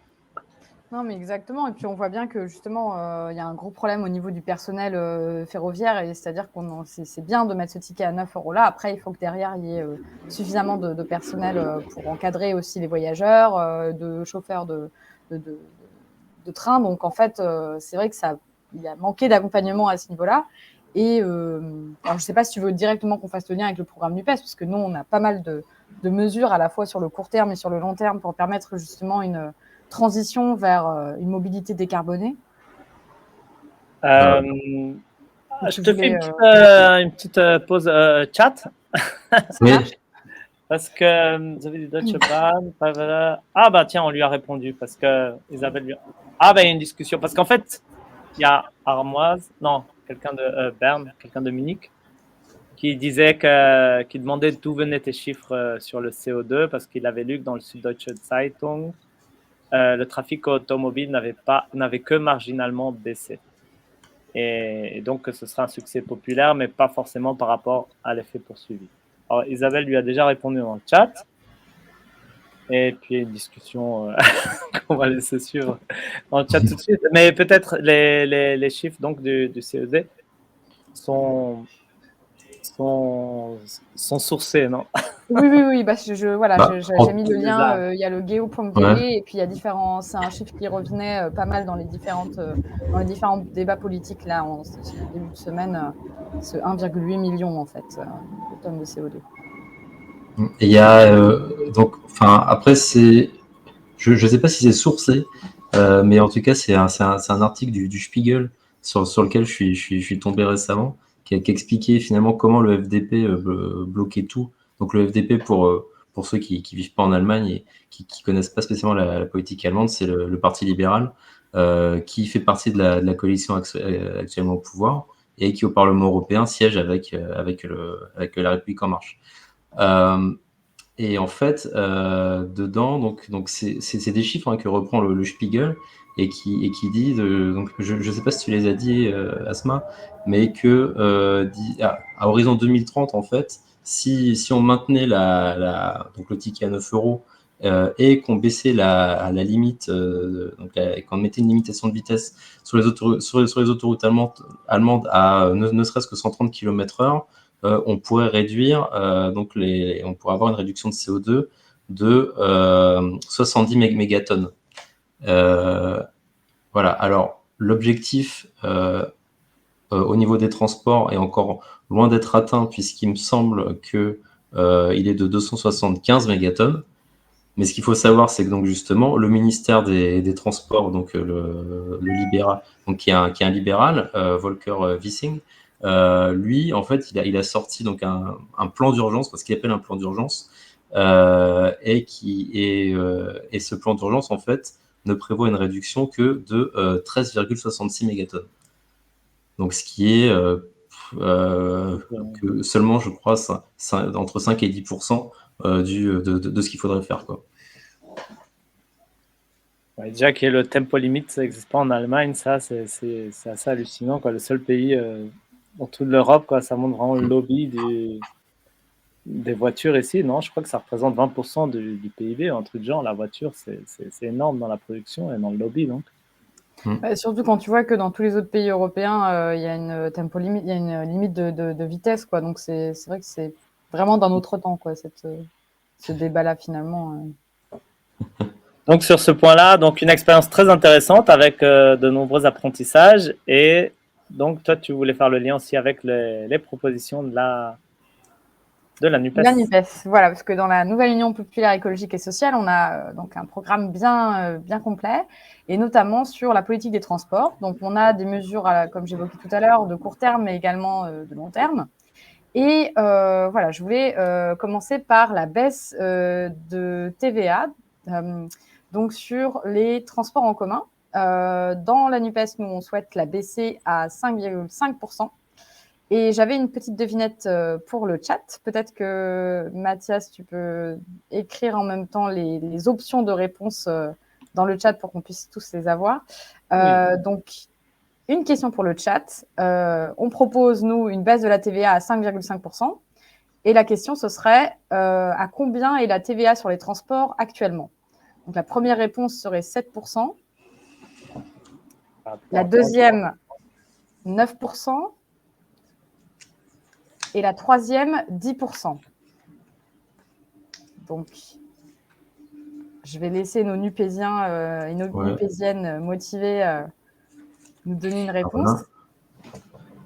Bon, vu qu'il s'agit de l'impôt le plus inégalitaire qui soit, j'espère que c'est déjà 7%, mais... Alors, à votre avis... Ils n'osent pas répondre. Ils n'osent pas répondre. Ou alors peut-être qu'ils savent déjà... Oui. Bon, alors on est... on a Isabelle qui répond 9. En bonne centriste. En bonne centriste, mais on est actuellement à 10% sur la TVA sur les transports. Donc, c'est vraiment inégalitaire parce que finalement, c'est les personnes qui n'ont pas de voiture qui sont directement touchées par ces 10%-là. Deuxième mesure sur le court terme, donc c'est-à-dire qu'on peut implanter, qu'on peut mettre en place directement maintenant, c'est de supprimer les lignes aériennes quand on a une alternative en train qui est inférieure à 3 heures. Donc, c'est une mesure que j'avais écrite il y a déjà quelques semaines, mais en fait, ça tombe pile poil aujourd'hui bien parce qu'on avait un reportage de Brut aujourd'hui qui est tombé sur les voyages des joueurs, je ne sais pas si vous avez suivi, de Paris Saint-Germain qui ont fait un Paris-Nantes en avion et qui se moquaient complètement de l'impact écologique que ça pouvait avoir. Donc, ça tombe pas mal, cette mesure-là. Donc, deuxième petite question. À votre avis, donc, j'ai listé, j'ai 2 voyages. J'ai un Paris-Rennes. On va commencer par un Paris-Rennes. Je vais le noter dans le chat. Un Paris-Rennes, c'est environ 4 heures en avion, c'est-à-dire quand on compte le temps d'arriver à l'aéroport, de faire le check-in, de voler, parce que c'est à peu près 1h15, et puis le rebelote, avoir sa valise, tout ça. Donc environ 4 heures en avion. Alors, à votre avis, en train, combien ça prend? T'as des options? Alors là, Alors, j'ai pas d'option. Là, c'est vraiment à votre avis, même à toi, Mathias ou Maxime. Paris-Rennes, la Bretagne, c'est assez isolé quand même. Plus de 2 heures facilement. Attention, là, attention, ça devient personnel, là. Ouais, t'es normande, toi. Ah, on a une réponse 2 heures. Et ben, c'est un peu moins. On est à 1h30 en train. 1h30, ah ouais. Voilà. Wow. En fait, c'est pour ça, on a vraiment un réseau, il est comme il est, mais justement, il est déjà très, très, très effectif. Ils avaient, On est à 1h30. c'était Paris-Rennes, c'était pas Berlin-Rennes, c'était Paris-Rennes. Ouais, Ah oui. Je disais 3h30. Et alors, un deuxième trajet que j'ai calculé, ça revient également à. On est sur le même ratio de 4 heures en avion environ. Ce serait un Paris-Bordeaux. Ah, c'est plus rapide. À votre avis, combien un Paris-Bordeaux? Un peu plus quand même que Rennes, non? Alors, mais moi, Ben dit 2h45, c'est un peu moins que 2h45. Depuis l'Est parisien. Oui, depuis l'Est Ah oui, parisien, depuis c'est l'Est pas. parisien, Ah ouais. oui, non, mais c'est ça aussi. Oui, ah oui, non, mais ça, les Parisiens, ça, Oui, Ah, en oui, train, en train. Hein. en 2 fonction de heures. l'arrondissement. 3h45. Non, on a 2 heures. C'est 2 heures Paris-Bordeaux, environ 2 heures en train. Donc en fait, bon, ça c'est sous forme de petites devinettes, tout ça, mais en fait, on voit bien que on a un réseau ferroviaire qui, déjà dans l'état actuel, permet une certaine mobilité rapide et beaucoup plus intéressante que l'avion. Et donc, on peut s'imaginer comment ça pourrait être si on pouvait investir. D'ailleurs, c'est une de nos mesures. Là, j'arrive sur nos mesures de long terme. Si on pouvait investir dans de nouvelles lignes, donc rouvrir les lignes ferroviaires qui ont été fermées, avec la hausse également du nombre de trains, et surtout maintenir aussi des guichets physiques dans les gares. C'est pas seulement pour maintenir une vie dans les gares, c'est aussi pour permettre aux personnes d'un certain âge qui ont peut-être on appelle ça pas la cassure numérique, mais c'est une brèche numérique, le fait qu'il y ait justement peut-être une difficulté avec les outils numériques, mais également les personnes en situation de handicap. Donc, voilà, permettre d'avoir des gares qui sont humainement remplies et de personnel qualifié. Donc, ça, c'est une de nos mesures de long terme. Une question sur le jet de Bernard Arnault, non? Non. Par contre, je peux prendre cette question pour la prochaine fois, mais voilà. très bon point.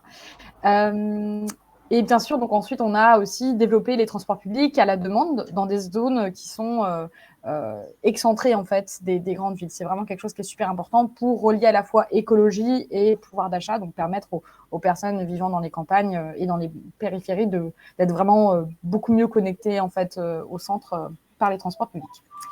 Donc voilà, c'était mon petit point sur tout ce qui était transport. Je pense qu'on a un deuxième point qui est aussi très intéressant au niveau écologique dans notre circonscription toujours.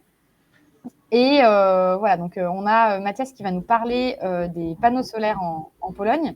Et on va Ah bah, du coup, ça va être compliqué de poser la question.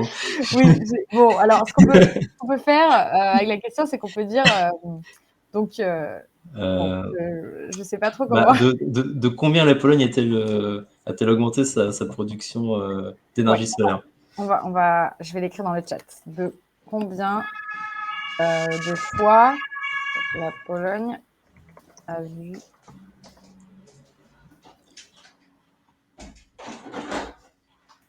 En combien de temps?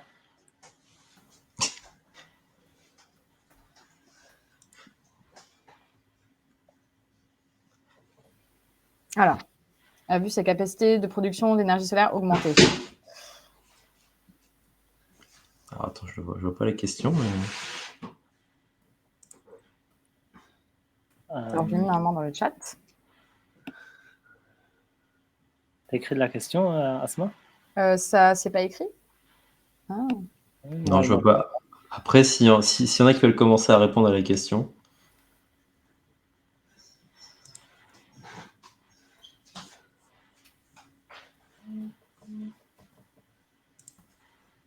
En une année ou... Oui, alors, c'était en une année.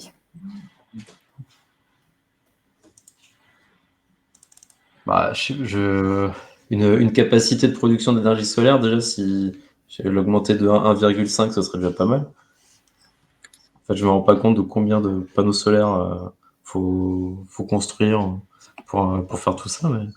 Ben, là, en un an, ça a augmenté de manière vraiment fulgurante. Donc, ouais, on en est. Ouais, je vois Armoise Dominique qui dit de beaucoup. Ben, on a, enfin, la capacité de production d'énergie solaire en Pologne a triplé en fait Ah en ouais. un an. Donc, on était à 4, enfin, on était à 1,3 gigawatts en 2021 et on est arrivé à 4 gigawatts en 2022. Et je laisse la parole à Mathias pour. Non, en fait, ce thème-là, il est venu, parce qu'on aimerait quand même sortir de l'Allemagne, non? Parce que 3/4 des Français de nos circos sont en Allemagne, mais bon, ça serait bien d'être au courant de ce qui se passe dans d'autres pays.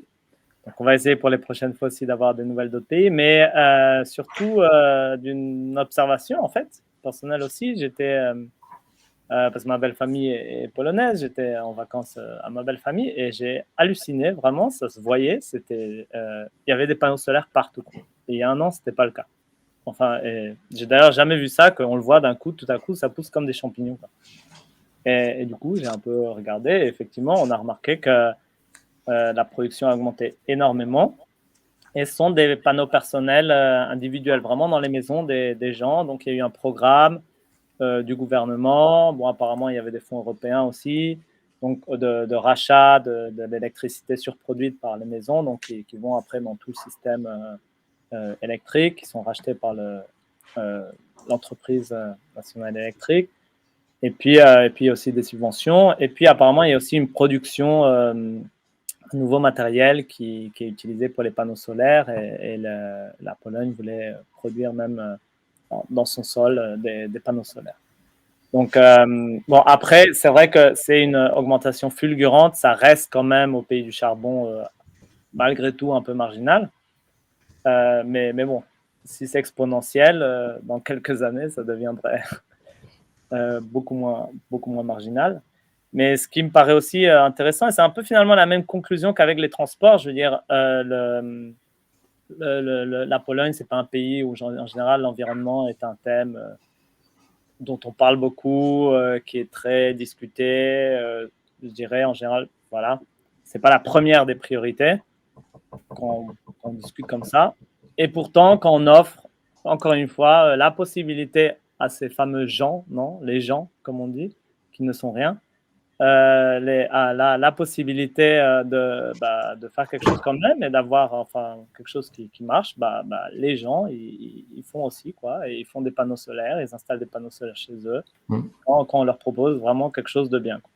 Donc c'était vraiment un peu ça mon point, de dire voilà, même dans un pays comme ça, le pays du charbon où c'est pas où l'écologie n'est pas toujours au top dans les médias.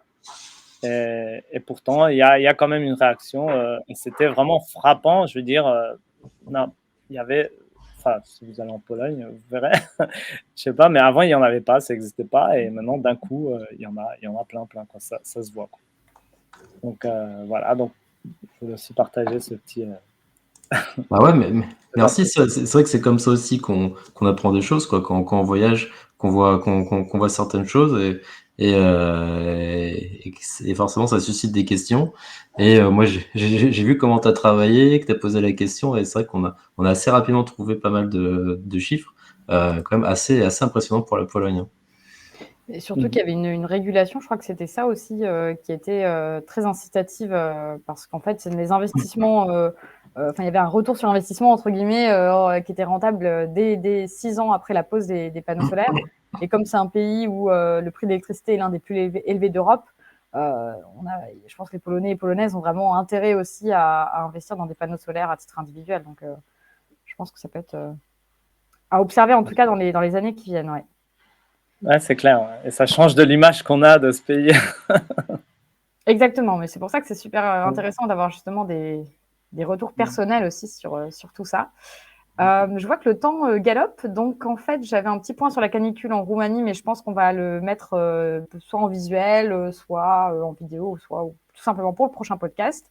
Et je vais laisser Maxime nous parler de culture avec voilà, une petite partie chronique culturelle qu'il a préparée aux petits oignons.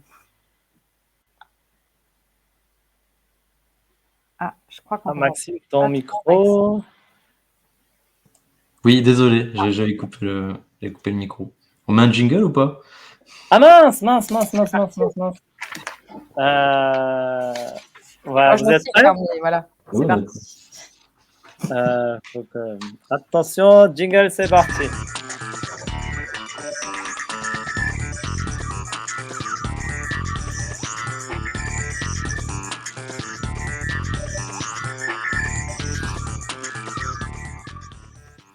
Voilà. Pas un peu plus long pour avoir le temps de lire tout ce que tu avais écrit, Maxime. Non, mais c'est la faute Ouais, à François Ruffin, ça. Je sais pas si tu as vu, mais j'ai mis pour qu'on soit en règle avec nos J'ai devoirs, vu. nos devoirs Ouais. légaux Ouais, tout à fait. qui nous attend.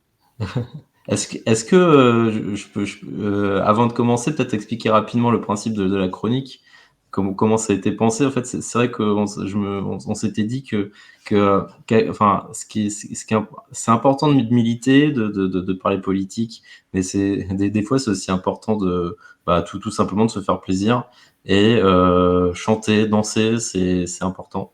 Et je trouve qu'on a un patrimoine culturel à gauche qui est immense à ce niveau-là. On a beaucoup de chansons de gauche qui sont pas qui parlent de sujets, qui peuvent parler de sujets sérieux, mais parfois aussi sur des airs assez entraînants. Et donc voilà, l'idée ici, c'est un petit peu de faire découvrir ce patrimoine. Ce serait peut-être donc là aujourd'hui, c'est moi qui couvre la danse, on peut le dire, mais ce serait peut-être aussi bien que les fois d'après, il y ait voilà, différentes personnes viennent faire découvrir leur culture de gauche, peut-être. Voilà. Ah, Mathias, si tu ouvrais ton micro, ce serait parfait. Je lance la petite musique. Allez, c'est C'est parti. parti.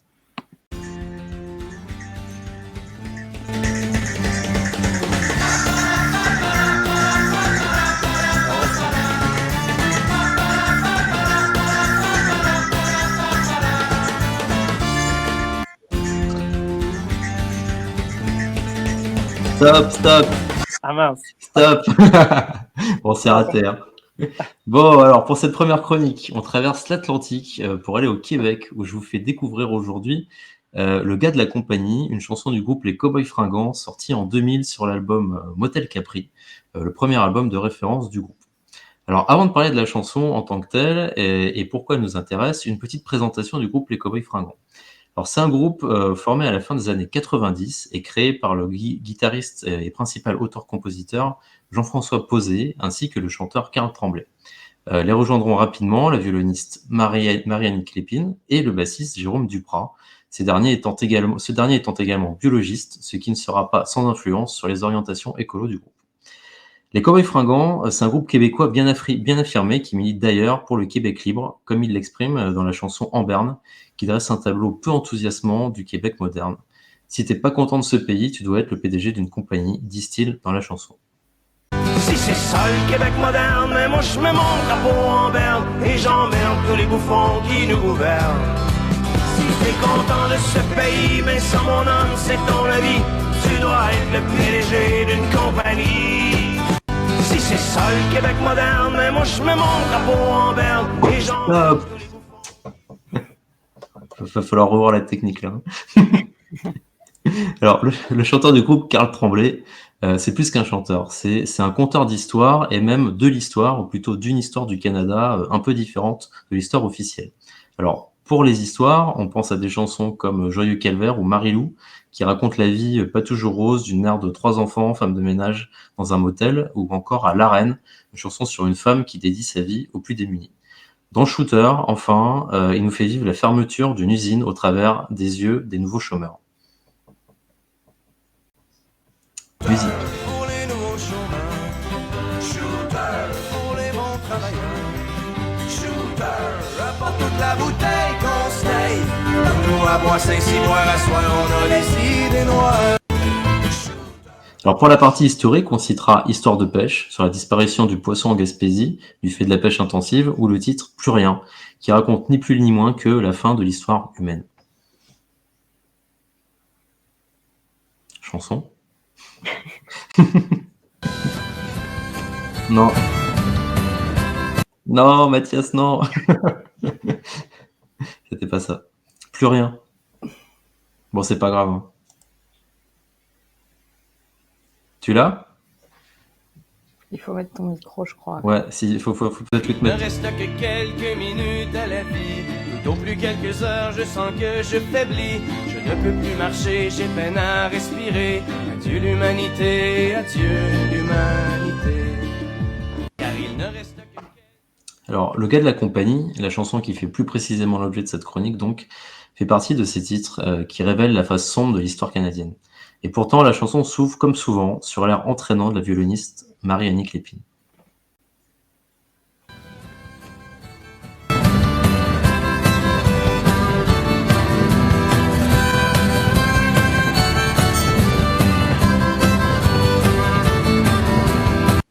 Alors, Le gars de la compagnie, c'est une chanson inspirée du film documentaire de Richard Desjardins et Robert Mondry, sorti en 1999, L'erreur boréale, un pamphlet qui dénonce la destruction du patrimoine forestier par les coupes à blanc pour satisfaire les besoins de l'industrialisation. La chanson est assez redoutable de simplicité, avec un refrain musical et 4 courts couplets qui évoquent chacun un acteur. Alors, premier acteur, les travailleurs, mis en concurrence pour aller chercher la ressource et payés au plus bas prix.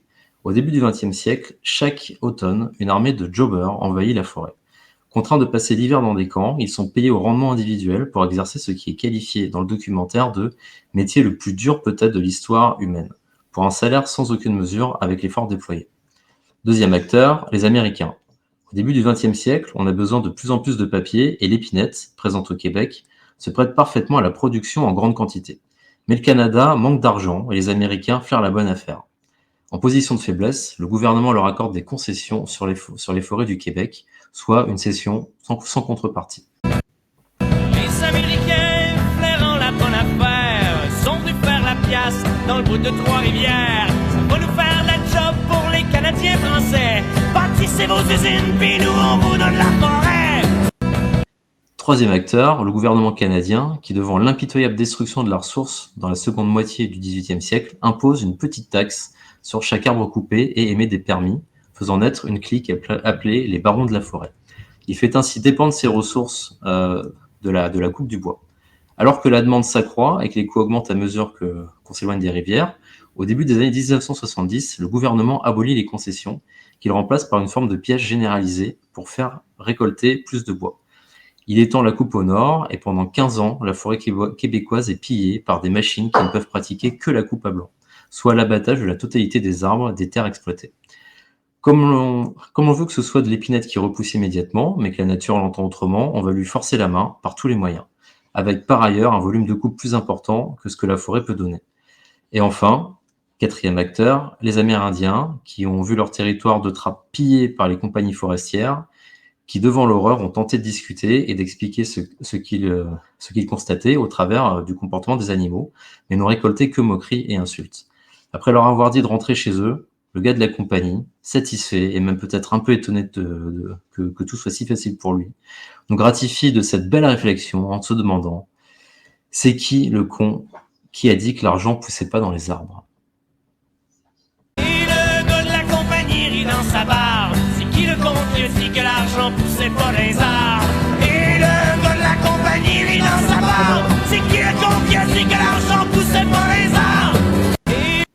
Donc là, si le mot n'est pas prononcé, la chanson fait clairement le lien entre le principe d'accumulation sans fin du capitalisme et la destruction de la nature. Je vous recommande donc vivement de l'écouter en entier, avec toute l'œuvre des Cowboys Fringants, par toutes les voies légales dont vous disposez bien sûr, et de ne pas hésiter à soutenir la fondation Cowboys Fringants, dont les 3 missions sont la réduction de l'impact du groupe musical sur l'environnement, la protection des territoires à haute valeur écologique et la recherche scientifique. Je vous conseille aussi évidemment le film documentaire L'erreur boréale de Richard Desjardins et Robert Mondry, sorti en 1999.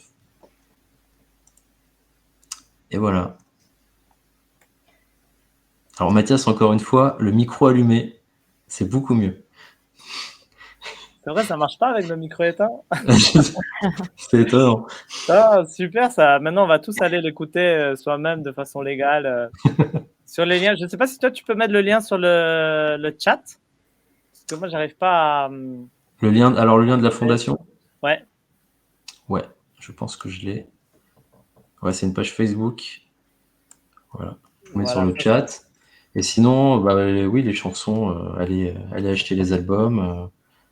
Mais de toute façon, le groupe a mis tous ses clips sur YouTube. On en trouve sur, ouais, voilà, on trouve sur YouTube, je pense, non? Ouais. Et après, si on veut acheter, encore mieux. Hein. Oui. Cowboy Fringant. Les Cowboys Fringants. Ben, merci beaucoup, Maxime, pour cette évasion musicale. Franchement, je connaissais déjà le groupe un petit peu, mais c'est vrai qu'il y a plein. Enfin, c'est vraiment lié aussi à l'histoire du Québec, et c'est vrai que nous, on connaît pas forcément toute cette histoire-là, et ça permet aussi de faire connaître les thèmes de ce groupe et du Québec en général vers d'autres contrées francophones. Donc voilà. Exactement. Je vous propose peut-être de passer à la dernière partie qui est l'agenda, parce que le temps continue de tourner. Dans cette partie-là, en fait, ça va être une partie qui va être dédiée à tous les événements qu'on va organiser ou alors auxquels on va se greffer dans notre circonscription, autour à la fois de l'écologie, mais également de la justice sociale. Et donc, il y a un événement qui est assez important qui va se passer cette semaine à Berlin, qui est le ciné-débat Debout les femmes, qui va avoir lieu mercredi 7 septembre à 20h à Berlin. Donc avec Sylvia Abecost, qui est une militante engagée pour le maintien des hôpitaux berlinois et l'amélioration des conditions de travail, notamment des infirmières sur place, et Judith Papeux, qui est militante d'Extinction Rebellion à Berlin.